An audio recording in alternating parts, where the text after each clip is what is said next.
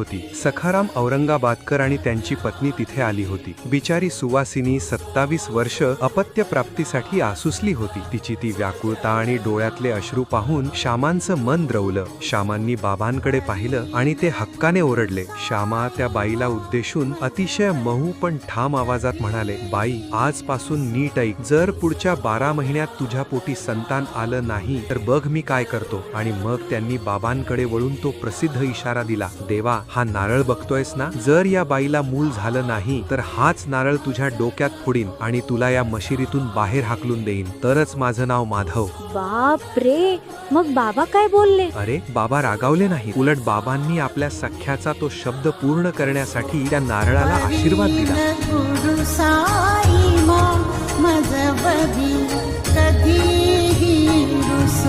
याला म्हणतात लढिवाळ भक्ती. बाबांना श्यामाच्या त्या रागापेक्षा